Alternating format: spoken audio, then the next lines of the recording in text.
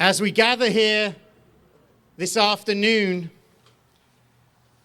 when a swastika is drawn in our town, in our community, we have to decide how we are going to respond. And there really are two choices. You either ignore it or you act. And when we think about and study the history of antisemitism and racism, we know how often people choose to ignore hate when it comes close to them. We know how often people ignore acts of antisemitism. We know how often people remain silent. The Holocaust historian Yehuda Bauer talks about a commandment from the Holocaust. Thou shalt not be a perpetrator, thou shalt not be a victim, and thou shalt never, but never be a bystander. In gathering today, this afternoon,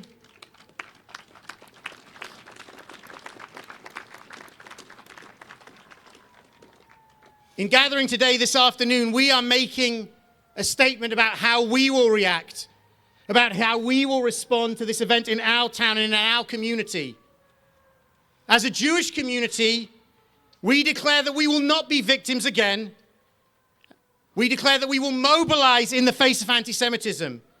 We will respond to aggressions large and small, and we will never be silent in calling out hate and antisemitism wherever we see it and against whomever it is targeted. But as a wider community gathering together in this moment, I hear and see the declaration that we in Wayland, in Metro West, we will not be bystanders. It would have been easy to ignore what happened, easy to drive over the paint and not think about what is underneath, easy to imagine that it couldn't or wouldn't happen here. As we gather together today, we are all making a commitment to be allies to any group that is marginalized and attacked. We are all making a commitment to be upstanders.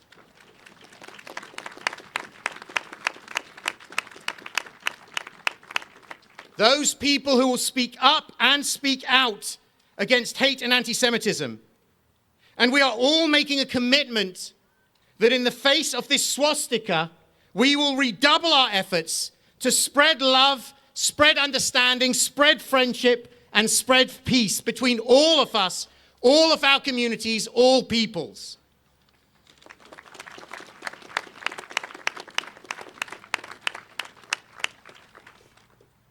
With rising levels of anti-Semitism, it is easy to despair, to lock ourselves behind closed doors, to step back from society, to put up barriers and stand behind security. But this is not the way to respond. The response to a swastika in our town was the 300 or so people who gathered outside the middle school on Friday. The response to our swastika in our town is everyone standing here making the commitment to act, to stand up. As we gather together in this moment, it is important to recognize publicly and thank the Wayland Police Department under the leadership of Acting Chief Ed Berman.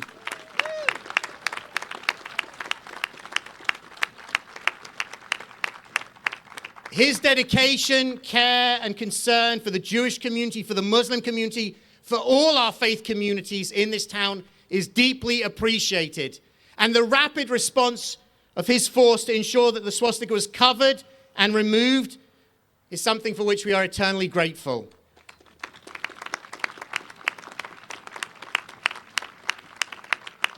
And alongside the police department, we also note the Department of Public Works, who covered it up, acted very quickly in unison with the police on that day.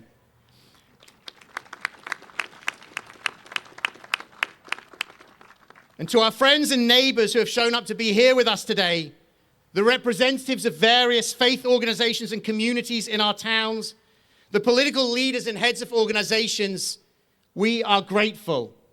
The fact that we don't have to stand alone as a Jewish community is important beyond measure and something that we do not take for granted.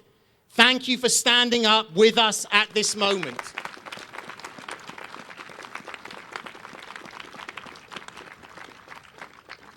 As we make the declaration today, loudly and unequivocally that hate and anti-Semitism have no place in our towns, in our communities, in our country, and in our world, we do that on behalf of ourselves, but we also do it looking at all of the youngsters, the children who are out here in the community, thinking about the world that we are building for them, the legacy that they will inherit.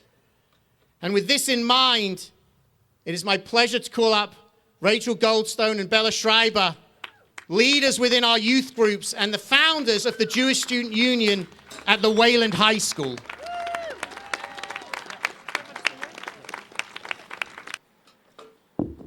With the events of Tuesday and other events that have transpired before then, that could have been the final word, a swastika drawn in our town. But we have not allowed that to be the final word as we gather together on this day. And I'm so grateful to be here with so many clergy colleagues from the Jewish community, from across the community, coming together to stand in solidarity and support of one another. Grateful to members of the Wayland Town, our town manager, Michael McCall, members of our select board, including Carol Martin and Adam Gupasal, and to our Willa Wayland Interfaith Leaders Association partners, among others, and especially to our friends from other houses of worship in town, and especially the Islamic Center of Boston, who have stood shoulder to shoulder with us at every moment, and especially at this time.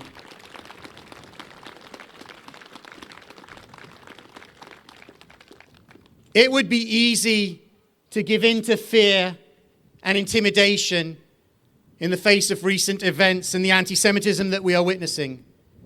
But that is not our way. That is not our response. We have never despaired. The Jewish people, and really all people of faith, are at our core people of hope, people of tikvah, believers that the world can be a better place. And more than this, believers that we collectively have the power to make our world a better place. Every one of us gathered here today is making that declaration. We have all come together to stand up, to be counted, and to say that hate and anti-Semitism have no place in our town or in our community. In the 1940s, in the face of Nazi Germany, Pastor Martin Niemöller reflected on the silence that greeted Nazi attacks on various groups. First, they came for the socialists, and I did not speak out because I was not a socialist. Then the trade unionists, the communists, and ultimately the Jews. He speaks of silence. The lesson of history is so clear. We can never allow there to be silence in the face of hate. And so today, and on each day moving forward, we make a commitment to speak out, not just when we are attacked, but we speak out when anyone is attacked. We speak out because it is the right thing to do. We speak out because we refuse to be bystanders to the suffering or persecution of any minority group in our society. And we speak out because it is only by raising our voices together that we can hope to build a better world, a better society, and a better community for ourselves and for our children. There is an adapted telling of Pastor Martin Niemöller's reading that has been on social media recently. It says, first they came for LGBTQ, and I stood up because love is love. Then they came for immigrants, and I stood up because families belong together. Then they came for the black community, and I stood up because Black Lives Matter. And we might continue adapting that reading. Then they came for the Muslims, and I stood up because we are all the children of Abraham. And then they came for the Jews. And in wondering what the response will be, look around at this group. Each and every one of us is the response. This is the response to hate and anti-Semitism in our town.